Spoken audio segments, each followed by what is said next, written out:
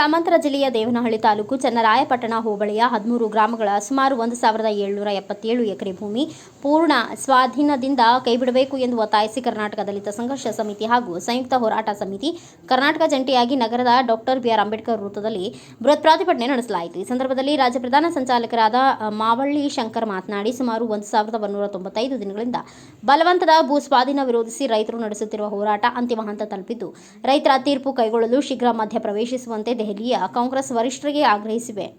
ದೇವನಹಳ್ಳಿಯ ತಾಲೂಕಿನ ಚನ್ನರಾಯಪಟ್ಟಣ ಹೋಬಳಿಯ 13 ಹಳ್ಳಿಯ ರೈತರು ನಾವು ಪ್ರಾಣವನ್ನಾದರೂ ಕೊಟ್ಟೆವು, ಭೂಮಿಯನ್ನ ಕೊಡುವುದಿಲ್ಲವೆಂದು 3 ವರ್ಷಗಳಿಂದ ಮೀರಿದ ಹೋರಾಟ ನಡೆಸುತ್ತಿರುವುದು ನಮಗೆ ತಿಳಿದಿದೆ. ಆದರೆ ಈ ವಿಚಾರದಲ್ಲಿ ಕರ್ನಾಟಕ ಸರ್ಕಾರ ವಚನಭ್ರಷ್ಟವಾಗಿದೆ.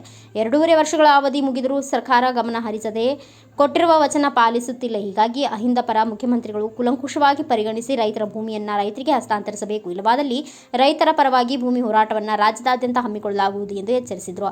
ಈ ಸಂದರ್ಭದಲ್ಲಿ ಮುಖಂಡರಾದ ಅಪ್ಪಾಸಾಹೇಬ್ ಯರ್ನಾಳ್, ಬಿ.